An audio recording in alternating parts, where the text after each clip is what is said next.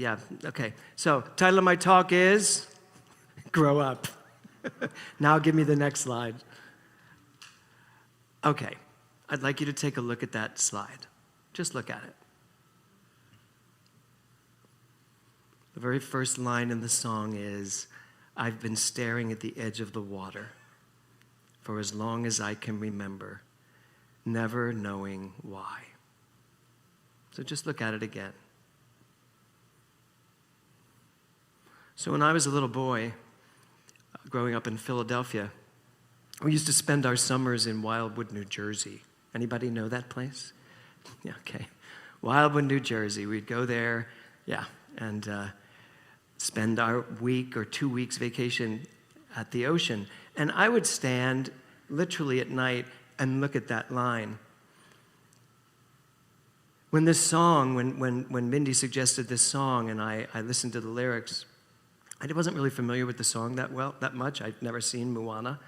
And I know, I will watch it. And the first line, I was like, oh my God, that's what I do. I stand there and I look at this line, this spectacular line, see the line, and it says, and no one knows how far it goes. So this line to me represents a metaphor for my life. There's the line right there, and I'm back here. And between me and that line is this life that I've lived and everywhere around me. All the space behind that line is this amazing life. And it's this metaphor that there is something else behind that line. Now, forget about the science of what you know, what is behind the line, because as you get closer, the line disappears, and it disappears, and the line goes away. But if we didn't know that, and we took this purely as a metaphor, there is something out there that is begging us, urging us to move beyond our safe shore and go somewhere, do something. In fact, and I didn't even realize this, I have a play that I've been writing called A Positive Negative, and I've been writing it for over 10 years. It's almost finished, 10 years later. And I know why it's taken me so long to write it, because I had to grow into the character I was writing about. And the opening of the play is the main character staring at that line. Just staring at that line, talking about it. What is it? The main character has Alzheimer's and has become fixated on what's out there, leaving behind what's in here. What I've lived, all the things I've done. And if you think about it, if our memory does leave us, we just forget, but we're still here. And perhaps there's this line at the edge of the sea, between the sky and the sea, that's calling, that's asking us, if you can forget everything, what will you know? If you can let go of everything, what is out there? So the title of my talk is Grow Up. Now, when you say grow up to people, how many people here have ever been told to grow up?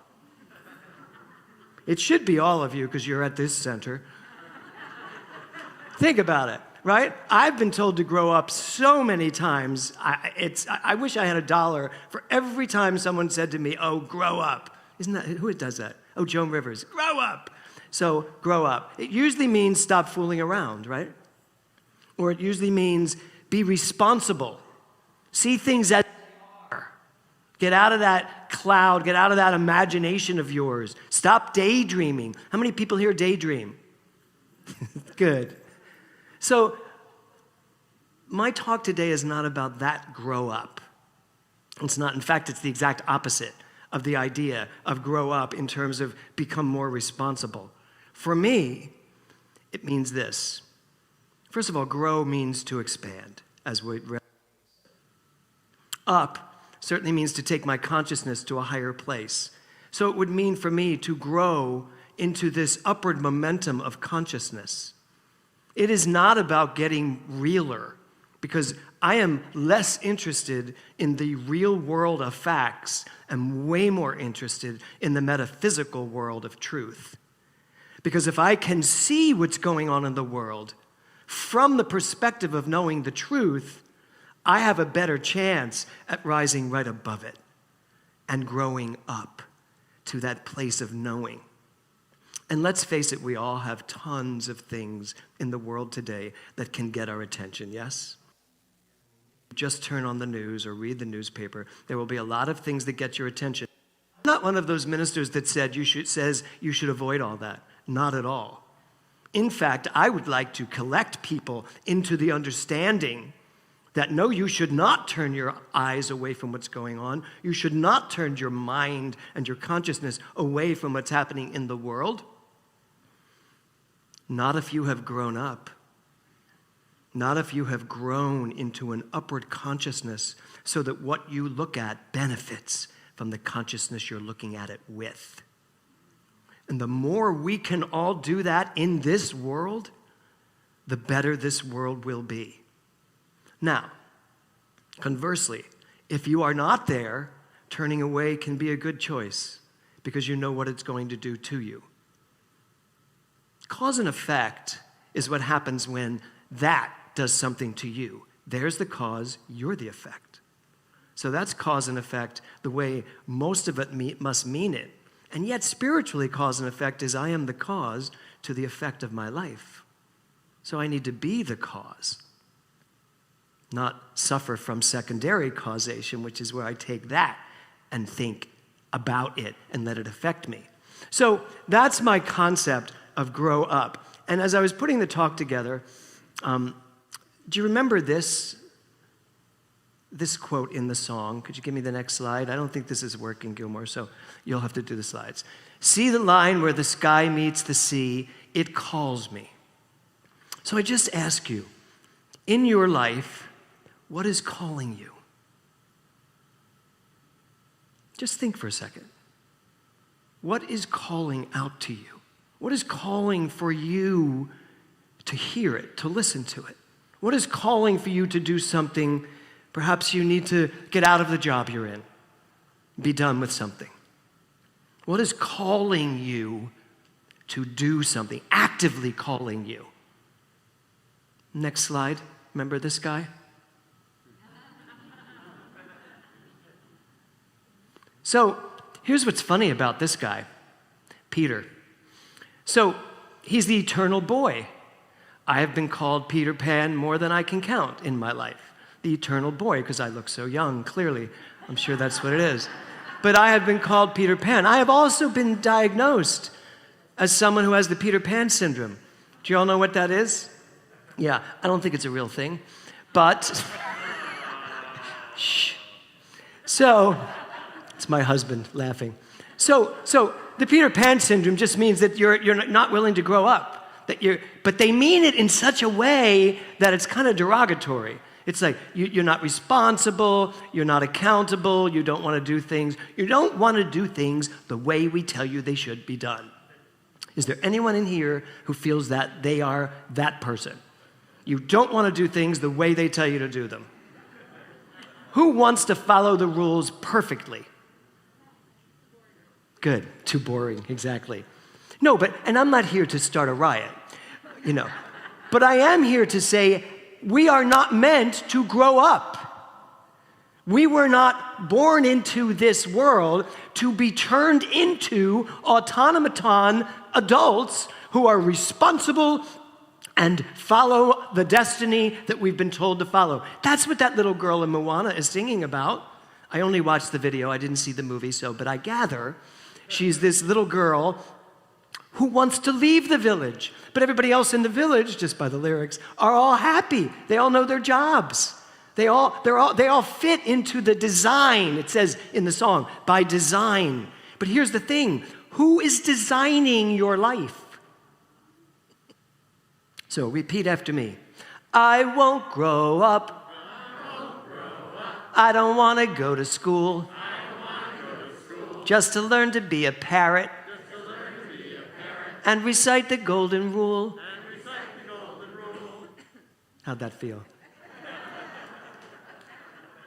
I kept going back and forth. Do I want to do that? Do I want to do that? But I did. I wanted to do that. I won't grow up. I don't want to be. Here's the thing. I don't want to learn more information. Do y'all have lots of information in your head?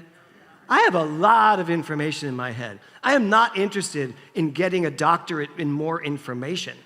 That's why the Advanced Consciousness Studies is a doctorate in consciousness studies.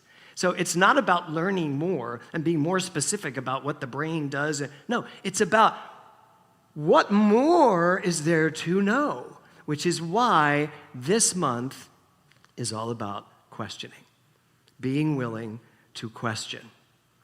Could you give me the next slide? Okay, who's watching Ted Lasso? Who's watching Ted Lasso? You all need to watch Ted Lasso. I don't usually give promotions for TV shows, but finally, someone audaciously wrote a TV series that has the most Emmys of any show ever by putting a positive thinking character at the center of a show. Someone who is making the world better, making everyone around them better. And it's just blown. I kept hearing, we should watch Ted Lasso, you should watch Ted Lasso. So I finally watched it, and then I was just watching it. And it's just amazing. But this is a quote that was on Ted Lasso. And it's my favorite episode so far, but I'm not going to give it away what happened. Those of you who have watched it, you know where this came from. Be curious, not judgmental. Walt Whitman. So one of the things I want to inspire you to do this month is to be more curious. And frankly, be a lot less judgmental. You think you know what there is to judge in the world. You think you know exactly when it's time to judge Dr. Laura, which is never. But we all think we know. We actually prove it to ourselves. Oh, I have a right to feel this way. Look what she did. Look what he did. I can be in judgment over that. How about being curious why it happened? Curious what my part in it might have been. Even if it seems so clear I had nothing to do with it. Still be willing to be curious, not judgmental. So as we enter into this month of curiosity and question, I want to ask you to question everything, to ask yourself, in every situation, what do I need to know here? The first question in my new book, I have a new book coming out, God knows when it will come out, the publishers will figure that out, called The 5 Questions. And the first question is, why am I here? Why am I here? Now that question is asked on many different levels. Same question, many different reasons. Why am I here in the DMV? Why am I here at the bank? Why am I here in this marriage? Why am I here in this center? Why am I here on a Sunday morning talking to a bunch of people? Why am I here? And it's not trying to figure it out. It's living in the question. It's saying, why am I here? And then leaving room for something to be said, for some answer to pop up. Why am I here? I ask it all the time. And not because I don't know where I am. It's because I'm really wanting to know. Why am I here? Why a year ago, this was not even an idea in my head or a thought. Wait, 6 months ago, this was barely a thought in my head. I thought I was helping Dr. Joe move into retirement because I was tired of tell me for 2 years he's wanted to retire. And he said, oh my God, now I don't know how I'm going to retire. I said, well, let's just figure it out. I had no idea this is what it meant. In fact, yesterday he sent us a text that he was in Iceland going to Paris and then Italy, and I said, write him back from me. Something I couldn't say in church. But it's an important thing to ask ourselves. Why am I here? Questions aren't problematic. Questions don't make you weak. In fact, questions expand you. Questions give you the ability and the possibility to grow, to expand, to grow up, to step above all that's going on and come from a place of security, certainty, knowing God is calling. So I wanted to end my talk today with a little bit of quantum. You know, in the quantum field, when we talk about growing up, in the Peter Pan understanding of it, it's actually impossible for you to grow up. It is. In the quantum field, who you are is nothing but creative energy. It's all you are. It's what I am. It's what you are. We are all that energy. When we say we are one, it's because in the quantum field, we are all this one infinite, expansive, energetic field, in the quantum field. The quantum field, what they have found and discovered, is that the quantum field is the same today as it was billions and billions and billions and billions of years ago. We don't know where it came from or how it started. Let's just say it has no beginning and no end, because that screws us all up mentally, whatever that means. But it's the same then as it is now, as it will be then. So it's never growing up. It doesn't grow up. It just does what it does. Constantly expands. Constantly uses everything it is to be something else. Oh, let's try this. Let's try that. Not that I have to grow up into something. I just have opportunities. I have choices. So if it's never going to grow up, if it doesn't have to, if it just uses what it is and reinvents itself, then each one of us is an infinite field of energy that gets to reinvent ourselves at any moment we decide to. How do we do that? We do that by asking questions. We do that by being willing to ask an immense question: why am I here? And then the second question in the 5 questions is, what wants to know me? Being open, saying, okay, universe, what wants to know me? How do you want me to reinvent myself? What inside of me wants to change? I don't need a show of hands, but just check with yourself right now and ask yourself, how much of your life today is the same as it was last week?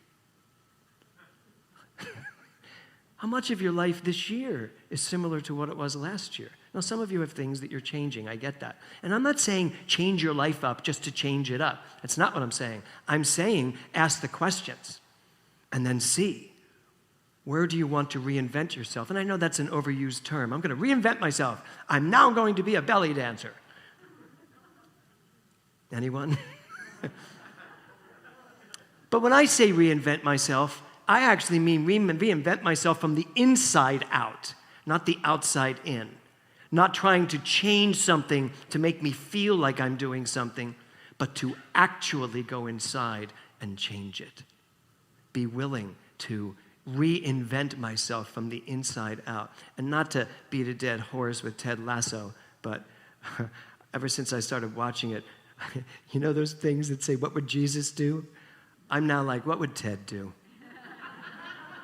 Really, when you watch it, you'll see why I'm asking that. What would if someone were the nicest person on the planet, how would they respond to a situation? That's kind of what I'm asking myself. Because frankly, I don't always succeed at being the nicest person on the planet. I know that's going to come as a shock. Or not. But I don't. Does anybody succeed at being the nicest person on the planet? Maybe Rick Tamlin. We really have to ask ourselves that. How hard is it to be nice? How hard is it to lead from love? How hard, oh, we don't have those signs yet. I was about to refer to the signs we haven't put up yet. How hard is it to love only? To forgive everything, no matter what? And to remember who we are. So my question to you today is, are you willing to reinvent yourself? Not because there's anything wrong, but because there's more to explore. How willing are you to reinvent yourself by asking questions and just letting those questions find you? See the line where the sky meets the sea. It's calling. But you have to answer. Namaste. Thank you, Amy. Thank you.